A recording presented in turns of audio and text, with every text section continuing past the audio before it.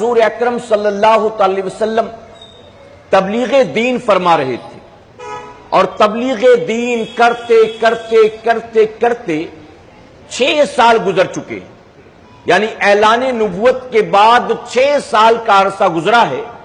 ان 6 سالوں میں حضور اکرم صلی اللہ علیہ وسلم کی دعوت پر اب تک صرف 38 لوگوں نے اسلام قبول کیا ہے۔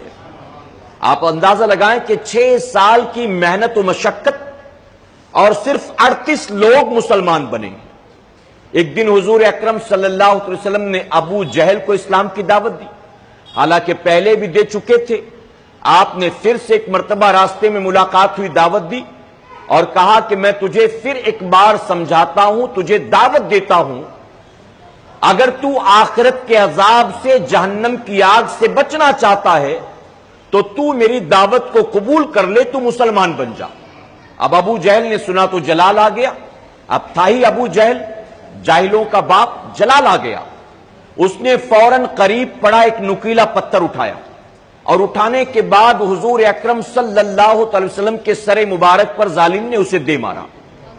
جب نکیلے پتھر کو مارا تو حضور اکرم صلی اللہ علیہ وسلم کے سر مبارک سے خون جاری ہو گیا۔ وہ مار کر ایک طرف ہوا، حضور صلی اللہ علیہ وسلم اپنے زخم کو پکڑ کر ایک طرف ہو گئے۔ حضور کے چچا جناب امیر حمزہ رضی اللہ عنہ ابھی مسلمان نہیں ہوئے تھے۔ آپ شکار پر گئے تھے، شکار کا بڑا شوق تھا آپ کو۔ آپ شکار سے شام کو واپس گھر لوٹے، آپ بہت اکڑ کر چلتے تھے۔ فرمایا گیا کہ آپ کو اپنی طاقت پر، اپنے بازو کی قوت پر بہت ہی ناز تھا۔ آپ اکڑ کر مکے کی گلیوں میں چلے آ رہے تھے۔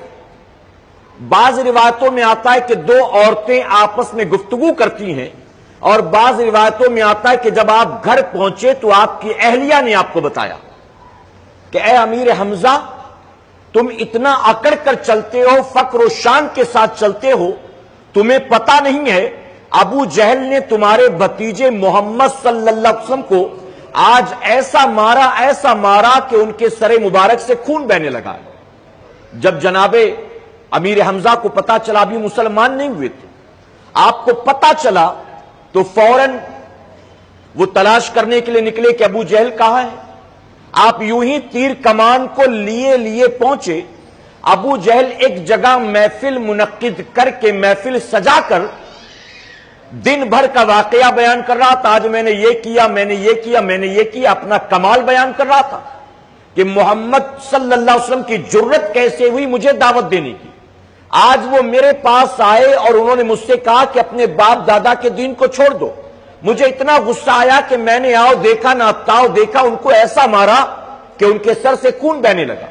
ابھی وہ اپنی ہوشیاری کر ہی رہا تھا کہ جناب امیر حمزہ آئے، اور انہوں نے آنے کے بعد کہا کہ ابو جہل، تو نے میرے یتیم بھتیجے کو کیا لاوارث سمجھ رکھا ہے؟ وہ اگرچہ یتیم ہے لیکن وہ لاوارث نہیں ہے۔ ابھی ہم مرے نہیں، ہم زندہ ہیں۔ کیا اس کی طرف سے بدلہ لینے کی ہم طاقت نہیں رکھتے؟ تیری جرت کیسے ہوئی میری بھتیجے کے اوپر ہاتھ اٹھانے کی؟ یہ کہہ کر آگے بڑھے اور اپنے کمان سے آپ نے ابو جہل کے سر پر وار کیا، یہاں تک کہ اس کا بھی سر پھٹ گیا۔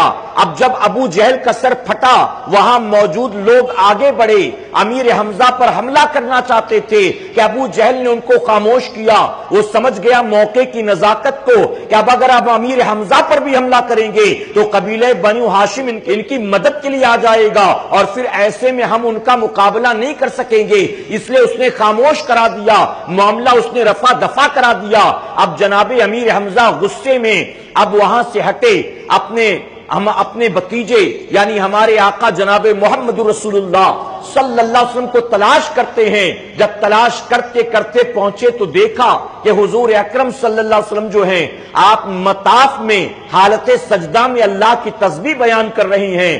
آپ قریب آئے اور آ کر جب آواز دی، اے محمد صلی اللہ علیہ وسلم، اپنے سر کو اٹھاؤ، دیکھو میں تمہارا چچا آیا ہوں۔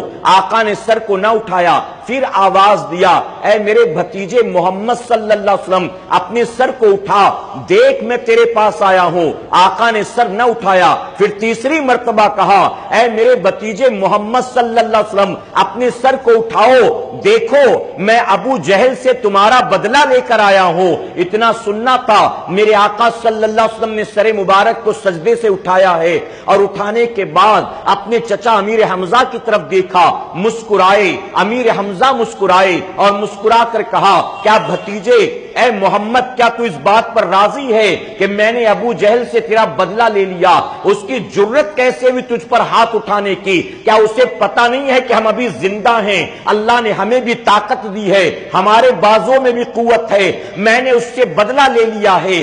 آقا فرماتے ہیں کہ چچا میں اس سے راضی نہیں ہوں۔ آپ عرض کرتے ہیں میں بدلہ لے کر آ رہا ہوں محمد آپ کا، لیکن آپ اس پر بھی راضی نہیں ہیں، پھر آپ راضی کیسے ہوں گے؟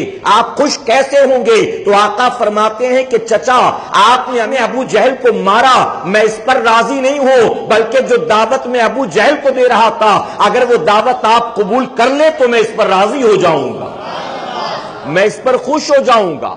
اب جناب امیر حمزہ نے جب اپنے بھتیجے کو اس حال میں دیکھا اور ان کی زبان سے کلمات سنے تو فوراً عرض کرتے ہیں کہ ٹھیک ہے، اگر تو اسی پر خوش ہوتا ہے تو میں اس کے لیے بھی تیار ہوں۔ فوراً کلمہ پڑھ کر امیر حمزہ نے اسلام قبول فرما لیا ہے۔